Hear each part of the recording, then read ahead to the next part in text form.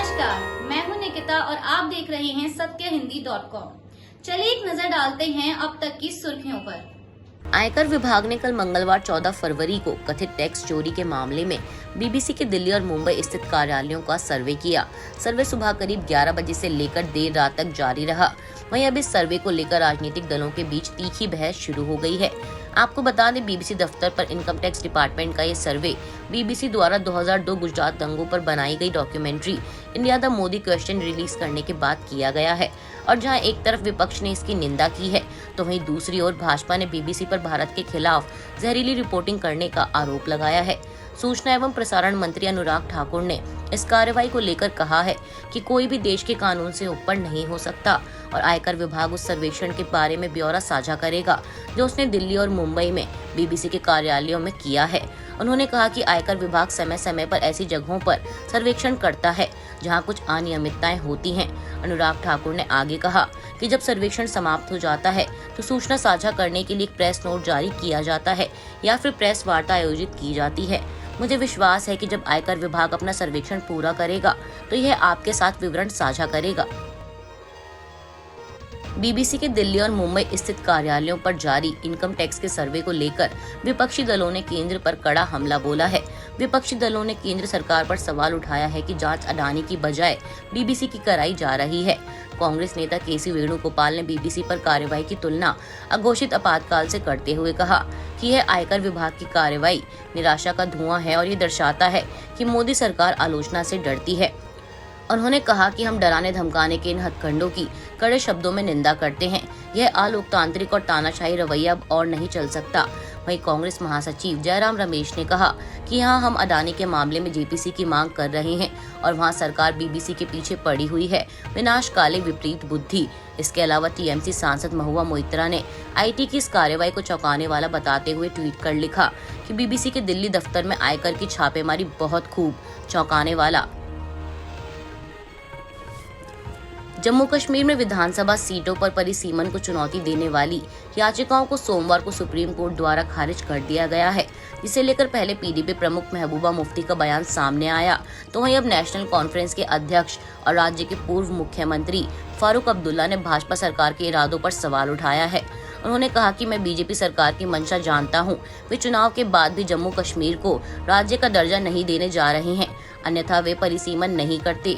वे इसे हिंदू बहुल राज्य बनाना चाहते हैं, लेकिन उनका एजेंडा विफल हो जाएगा।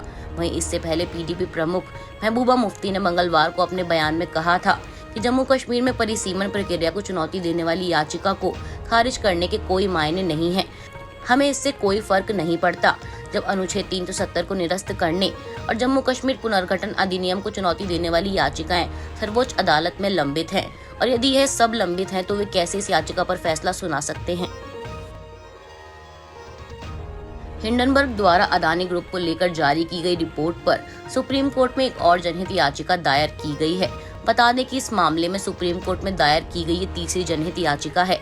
इस याचिका में भारतीय स्टेट बैंक ऑफ इंडिया और एलआईसी द्वारा आम निवेशकों के पैसे को अडानी ग्रुप की कंपनियों में निवेश की जांच करने की मांग की गई है। साथ ही इस याचिका में सुप्रीम कोर्ट के न्यायाधीश की निगरानी में अडानी ग्रुप की कंपनियों के खिलाफ जांच की मांग की गई है।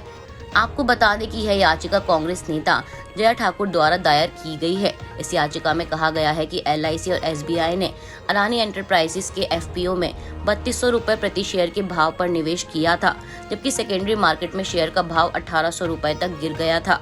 याचिका में केंद्र सरकार, गृह मंत्रालय, CBI, ED, CBDT, DRI, NCB, SEBI, RBI, SFIO, LIC, SBI और अडानी ग्रुप के खिलाफ पिटीशन दायर की गई है।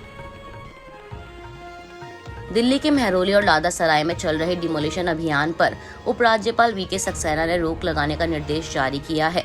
आपको बता दें कि दिल्ली के महरौली और लादा सराय में डीडीए द्वारा अतिक्रमण विरोधी अभियान चलाया जा रहा है, जिसके तहत अवैध घर, मकानों, झोपड़ी और बिल्डिंगों को गिराया जा रहा है। साथ ही बता दें कि यह अभियान हाईकोर्ट के आदेश के तहत चलाया जा रहा है। इस बीच खबर है कि लोगों के एक प्रतिनिधि मंडल ने उपराज्यपाल से मुलाकात की और 2021 में आम आदमी पार्टी सरकार द्वारा किए गए भूमि सीमांकन में विसंगतियों का हवाला देते हुए अतिक्रमण रोधी अभियान से राहत मांगी, जिसे लेकर उपराज्यपाल ने यह दोहराते हुए कि वैध ढांचों के खिलाफ कोई कार्रवाई नहीं की जाएगी, लेकिन उच्च न्यायालय के आदेशों के अनुपालन में धरोहर स्मारकों के आसपास किसी भी अवैध अतिक्रमण या अनधिकृत कब्जे को तुरंत हटा दिया जाएगा। निवासियों की शिकायतों को विस्तार से सुनने के बाद आश्वासन दिया कि भूमि के किसी भी सही मालिक के साथ कोई अन्याय नहीं किया जाएगा। बता दें, मंगलवार को अभियान का 5वां दिन था। वहीं आम आदमी पार्टी ने इस तोड़फोड़ को अनुचित बताते हुए आरोप लगाया था कि दिल्ली एलजी और बीजेपी अपने पद का दुरुपयोग कर रही है। आपने कहा था कि डिमोलिशन की जानकारी न तो रेवेन्यू डिपार्टमेंट के मंत्री को दी गई और न ही दिल्ली के मुख्यमंत्री को। पूर्व ओलंपियन और सादुलपुर से कांग्रेस विधायक कृष्णा पूनिया के खिलाफ मंगलवार को जमानती वारंट जारी किया गया है। आपको बता दें कि विधायक पर बीकानेर संभाग के राजगढ़ थाने के तत्कालीन एसएचओ विष्णुदत्त बिश्नोई को आत्महत्या करने के लिए उकसाने का आरोप है। राजगढ़ के तत्कालीन थाना अध्यक्ष विष्णुदत्त बिश्नोई ने 23 मई 2020 को आत्महत्या कर ली थी। विष्णुदत्त के भाई संदीप बिश्नोई ने कृष्णा पूनिया पर प्रताड़ित करने का आरोप लगाया था और एफआईआर दर्ज कराते हुए कृष्णा पूनिया को विष्णुदत्त की आत्महत्या के लिए जिम्मेदार बताया।